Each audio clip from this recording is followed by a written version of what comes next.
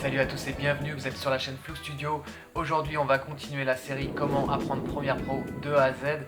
On est sur la fin, sur le dernier tuto, on va voir l'export, on va voir les effets vidéo et les transitions audio et vidéo. On va voir aussi comment gérer son audio. Voilà, on va voir pas mal de choses, on y va, c'est parti.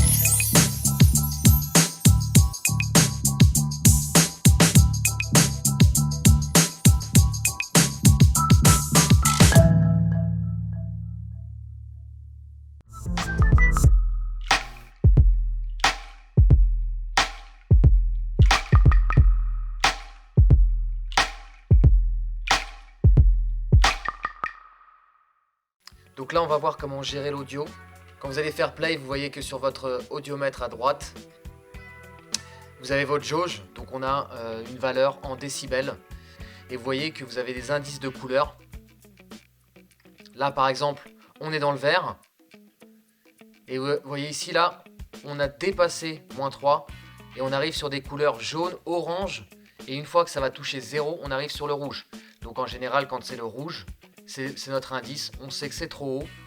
Donc nous, ce qu'on va faire, c'est qu'on va essayer de jamais faire dépasser sur son pic maximal à -3. Il y a plein de façons de gérer son audio. Là, je vous montre une manière très simple et rapide. Mais dans des prochains tutos, je vais vous montrer des techniques encore plus efficaces pour gérer votre audio. Donc là, ce que vous allez faire, c'est que vous allez sélectionner votre piste audio A1. Une fois qu'elle est sélectionnée, vous allez faire clic droit, gain audio. Et là, je vais mettre -6 et je vais faire OK. À partir de là, je vais donc regarder si ça ne dépasse pas -3. On est très bien, je vais la laisser comme ça. Donc là, je vous invite à faire la même chose sur votre musique. Regardez bien les pics. Si c'est trop haut, si ça dépasse -3, vous allez juste gérer le gain. Donc ça, c'était la première technique très rapide. La deuxième technique, c'est ce que vous allez faire, c'est que là, vous allez aller prendre votre outil plume, donc outil P, l'outil plume. Et là, vous allez voir que si on zoome un petit peu dans son montage, vous allez voir que là, donc lorsque vous allez vous rapprocher de la ligne, donc c'est la ligne de son en fait, vous allez avoir donc un plus qui apparaît sur la plume.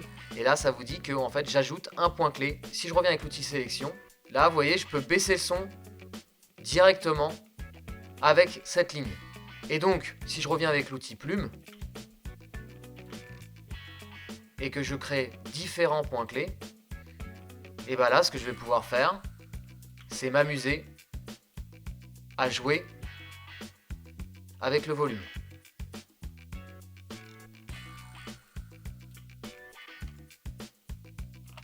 Et là, vous allez pouvoir déjà avoir quelque chose d'un peu plus précis. Je vous montrerai dans les prochains tutos comment le faire encore mieux avec un panneau spécialisé pour l'audio.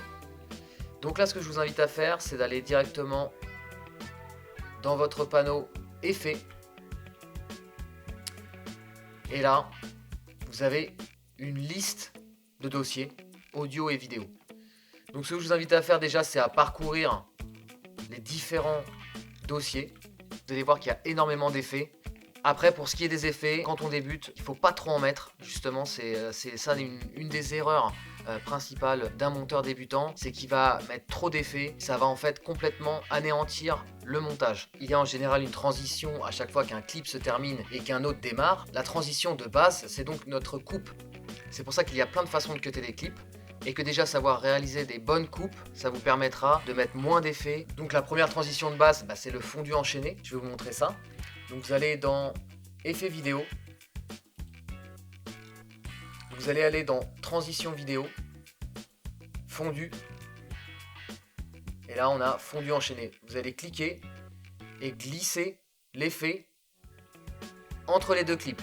Et là vous voyez, vous avez un petit icône qui apparaît, vous relâchez,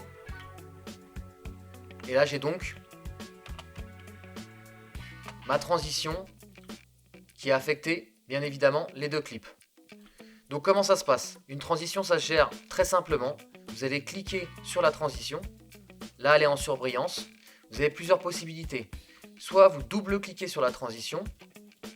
À partir de là, vous pouvez gérer la durée de la transition. Donc si je change le temps, comme ceci, là vous voyez bien que ma transition s'est allongée.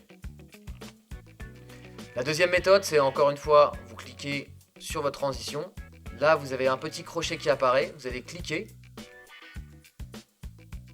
et glisser. Et là, vous voyez bien que je change la durée. Là, vous le voyez, hein, ma durée a changé. Vous relâchez. C'est très simple de gérer une transition. Là, je vous montre vraiment les basiques. Mais vous pouvez également cliquer encore une fois sur votre transition et après gérer votre transition sur le panneau options d'effet comme on l'avait vu sur le précédent tuto. Et à partir de là, vous pouvez gérer votre transition ici entre les deux clips. Vous pouvez également choisir le démarrage de la transition, si c'est en début ou en fin de clip ou au centre. Donc si je choisis de centrer la transition, ça l'a centrée.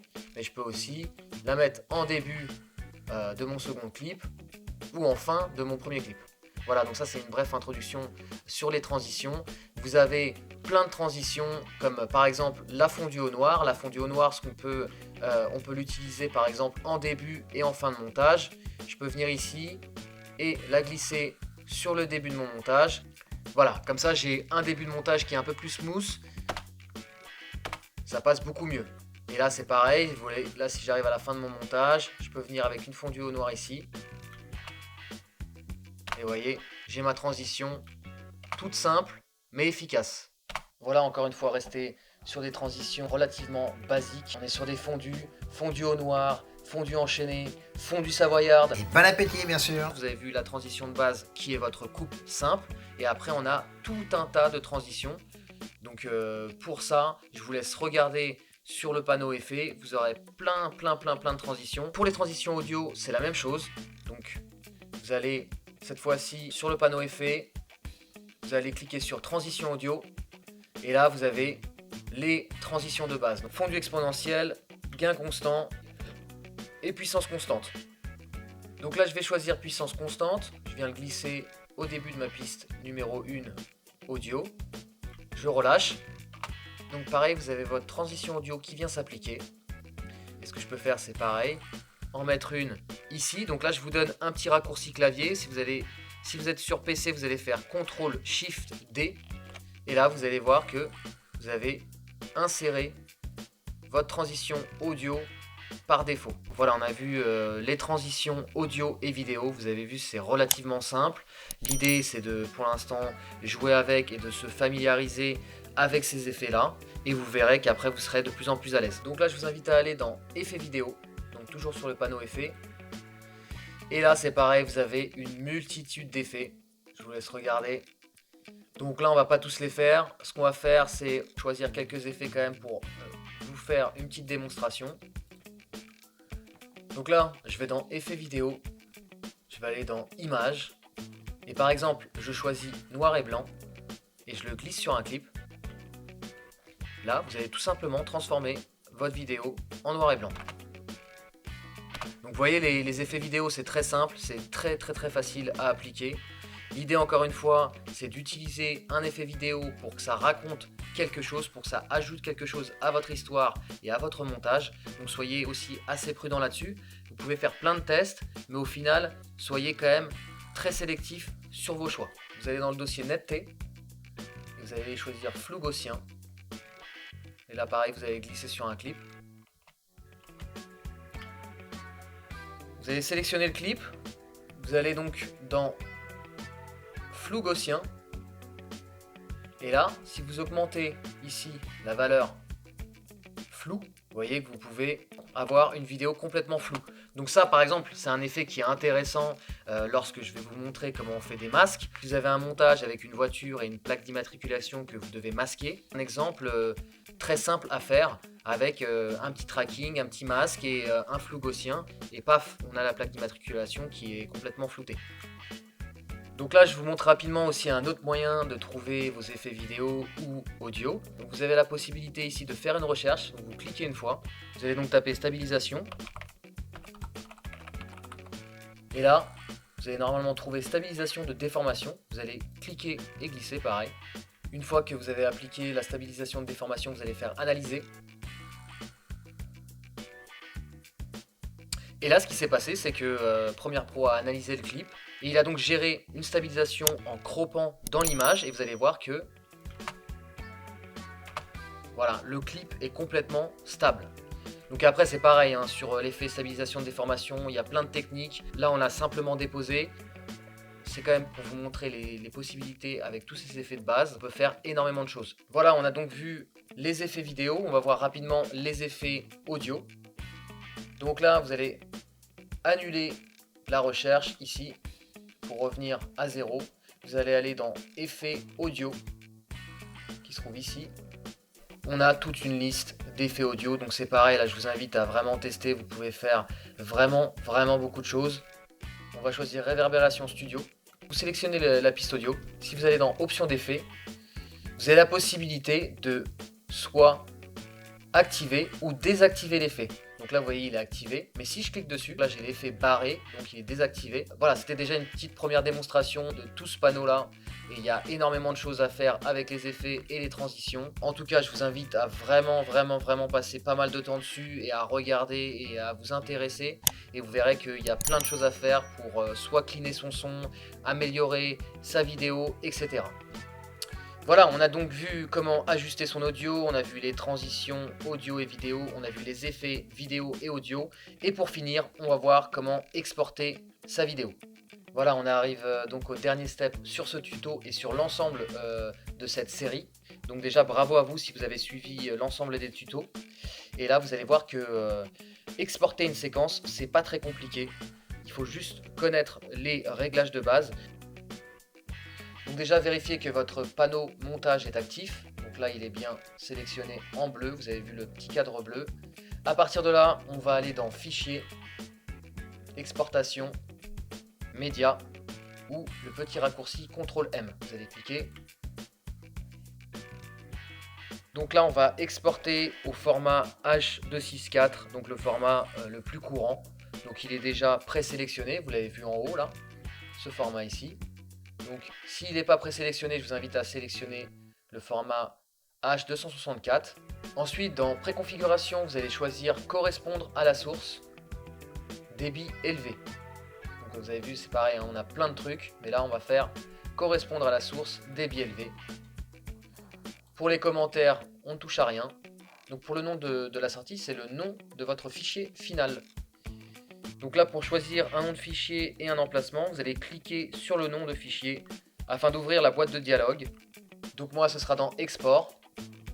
Et là, je vais renommer mon montage final. Et vous cliquez sur Enregistrer. Une fois que c'est fait, on revient sur le panneau principal. Donc là, vous avez bien coché exportation vidéo et exportation audio. Pour ce qui est du reste, pour l'instant, on ne touche à rien. Donc là, vous allez juste bien cocher, utiliser la qualité de rendu maximale. Donc lorsque vous avez bien vérifié l'ensemble de ces paramètres, sélectionnez ici sur la plage source, vous allez sélectionner séquence entière. Et vous allez faire exporter. Et donc une fois que mon export sera terminé, vous allez juste le retrouver. Et voilà, vous pourrez retrouver votre fichier final sur votre dossier export et vous n'aurez plus qu'à partager cette vidéo. C'est terminé pour ce tuto, on a vu vraiment pas mal de choses, encore une fois, les ajustements audio, les transitions audio et vidéo, les effets audio et vidéo, et bien évidemment, comment exporter son fichier, sa séquence finale. Et voilà, on arrive à la fin de ce tuto. Donc on a vu vraiment beaucoup de choses sur l'ensemble de cette série. J'ai essayé vraiment de vous apprendre toutes les bases pour pouvoir faire du montage convenablement. Juste avec ça, vous pouvez faire déjà beaucoup de montage, vous pouvez prendre de l'expérience et surtout vous exercer énormément. N'oubliez pas, l'idée c'est vraiment de commencer à prendre le pli sur l'application et de vous améliorer petit à petit. Surtout si vous avez des questions, n'hésitez pas à envoyer des commentaires, je vous répondrai le plus rapidement possible et j'essaierai de vous aider au maximum. On va voir énormément de choses sur la suite, on va parler de différents formats pour les réseaux sociaux, on verra également le matériel que j'utilise. L'idée c'est encore une fois de partager un maximum de choses avec vous et je vous dis à très bientôt en tout cas pour un prochain tuto. Restez positif et créatif et on se voit sur le prochain.